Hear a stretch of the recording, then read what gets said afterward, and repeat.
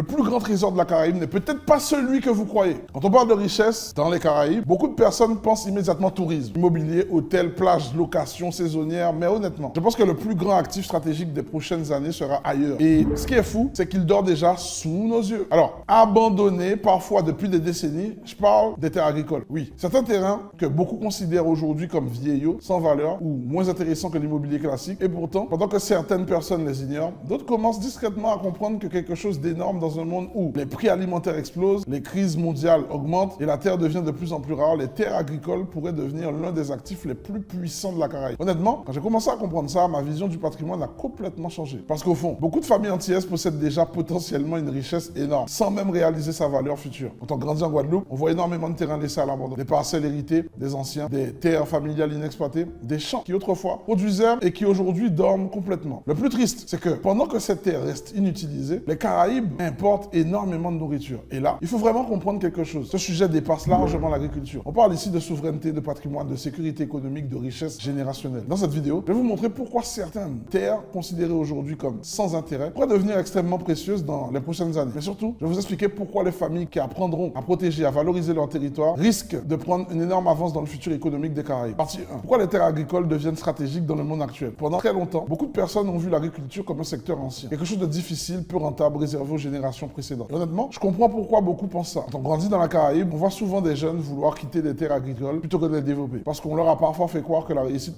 se trouvait uniquement dans les bureaux, dans les grandes villes ou dans les métiers modernes. Mais pendant ce temps-là, le monde, lui, il a commencé à changer. Et aujourd'hui, certaines des personnes les plus stratégiques comprennent une chose très importante. Celui qui contrôle la terre contrôle souvent beaucoup plus que la terre. Il contrôle la production, la sécurité alimentaire et parfois même une partie du pouvoir économique futur. Regardez ce qui se passe actuellement dans le monde. Les crises augmentent, les prix alimentaires explosent, les importations deviennent fragiles et pendant ce temps-là, les terres agricoles deviennent de plus en plus rares, très rares. Pourquoi? Parce qu'une terre agricole ne sert pas seulement à produire des aliments. Elle peut aussi devenir un actif patrimonial, une protection contre l'inflation, une source de revenus sur le long terme. Et honnêtement, je pense que beaucoup de personnes dans les Caraïbes ne réalisent pas encore à quel point cela va devenir stratégique. Parce qu'aujourd'hui, certaines personnes ne voient plus seulement des champs, elles voient des exportations, des produits premium, des marchés internationaux et des systèmes capables de produire des revenus pendant des années. Et croyez-moi, la différence entre ceux qui regardent ces terres avec les yeux du passé et ceux qui les regardent avec les yeux du futur risque de devenir énorme d'ici les prochaines années. Partie 2. Pourquoi beaucoup de familles abandonnent leurs terres sans voir leur valeur future? Il y a une chose qui me marque profondément dans les Caraïbes. Beaucoup de familles possèdent des terres, mais ne voient plus leur valeur. Et honnêtement, c'est probablement l'une des plus grandes tragédies silencieuses de notre époque. Parce qu'au fond, beaucoup de ces terres ont été conservées au prix d'énormes sacrifices, protégées par les anciens, transmises malgré les difficultés. Mais aujourd'hui, une partie des nouvelles générations regarde parfois ces terrains comme une charge, un problème ou quelque chose du passé. Pourquoi? Parce que pendant longtemps, on a associé l'agriculture à la fatigue, la pauvreté et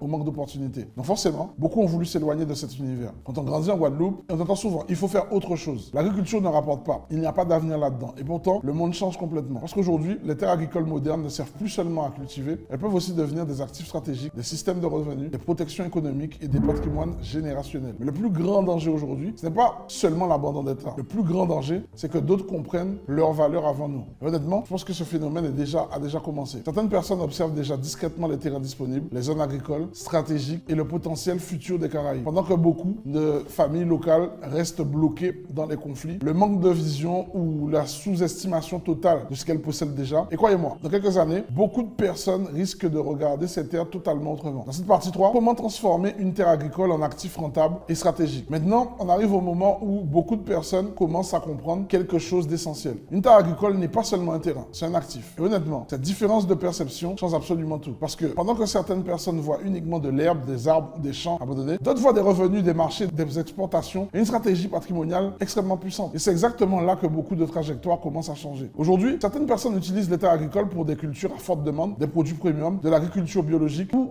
des productions destinées à l'exportation. D'autres développent autour de ces terres des marques locales, de la transformation alimentaire, des circuits courts ou même des expériences touristiques agricoles. Et là, la terre cesse d'être simplement un espace inutilisé. Elle devient un système économique. Et ça, c'est extrêmement puissant. Mais attention, je ne suis pas en train de dire que tout est simple. L'agriculture moderne demande de la stratégie, de la patience, de la gestion et surtout une vision long terme. Parce qu'aujourd'hui, les personnes qui réussissent ne pensent plus uniquement production. Elles pensent aussi positionnement, distribution, branding, valorisation du foncier. Et honnêtement, je pense que beaucoup de personnes dans les Caraïbes sous-estiment totalement ce changement. Parce qu'au fond, les terres agricoles modernes peuvent devenir une protection contre l'inflation, une source de revenus plus stable, une base patrimoniale extrêmement solide pour plusieurs générations. Mais maintenant, voici probablement la question la plus importante. Pourquoi certaines personnes construisent-elles de véritables le patrimoine agricole, alors que d'autres abandonnent malgré de bonnes terres. Partie 4. Pourquoi certaines personnes bâtissent des empires et d'autres abandonnent? Il y a une erreur que beaucoup de personnes font lorsqu'elles regardent l'agriculture. Elles pensent que tout dépend de la terre, alors qu'en réalité, la vraie différence se trouve souvent dans la vision, la stratégie et la capacité à penser sur le long terme. Parce qu'honnêtement, deux personnes peuvent posséder exactement le même terrain et obtenir des résultats totalement opposés. L'une abandonnera après quelques années, pendant que l'autre construira progressivement quelque chose d'énorme. Pourquoi? Parce qu'à un certain niveau, les actifs ne créent de richesse que lorsqu'ils sont organisés intelligemment. Honnêtement, c'est exactement ce que beaucoup de personnes commencent à comprendre. Aujourd'hui, dans les Caraïbes, pendant longtemps, on a vu l'agriculture uniquement comme un travail physique, mais les personnes qui construisent aujourd'hui de véritables patrimoines agricoles pensent beaucoup plus loin. Elles pensent écosystème. Et ça change tout. Parce qu'au lieu de simplement produire, elles réfléchissent aussi transformation, distribution, branding, exportation et diversification des revenus. Et là, la terre devient beaucoup plus qu'un simple champ. Elle devient une entreprise stratégique. Quand on grandit en Guadeloupe, on voit énormément de potentiel naturel. Mais on voit aussi énormément de ressources mal exploitées. Pendant ce temps-là, la demande mondiale pour certains produits tropicaux continue d'augmenter. Et honnêtement, je pense que beaucoup de personnes ne réalisent pas encore à quel point cette situation peut devenir stratégique. Parce que, au fond, les terres agricoles ne représentent pas seulement de la nourriture. Elles représentent aussi de la souveraineté économique, de l'indépendance et une capacité à protéger des générations futures contre certaines crises mondiales. Et croyez-moi, dans le monde qui arrive, cette sécurité aura énormément de valeur. Donc, en conclusion, le vrai or des Caraïbes n'est peut-être pas celui que le monde regarde. Si vous avez regardé cette vidéo jusqu'ici, alors vous avez probablement compris quelque chose d'essentiel. Les terres agricoles ne représentent pas seulement des champs, de la production ou quelques hectares. Elles représentent aussi de la souveraineté, de la sécurité, de la transmission et une forme de liberté économique extrêmement puissante. Pendant longtemps, beaucoup de personnes ont regardé ces terres comme des actifs du passé. Mais honnêtement, je pense que le monde qui arrive va totalement changer cette perception. Parce qu'au fond, ceux qui contrôleront la production, les ressources et les terres stratégiques auront une avance énorme dans les prochaines décennies. Quand on grandit en Guadeloupe, on comprend rapidement une chose. La terre a toujours eu une immense valeur. Aujourd'hui,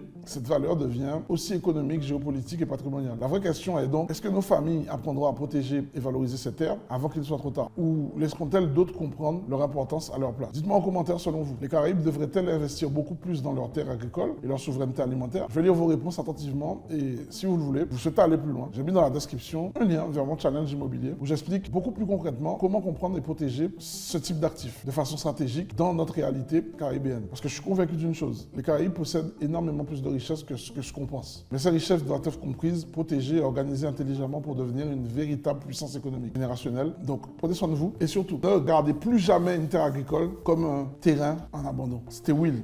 Ciao.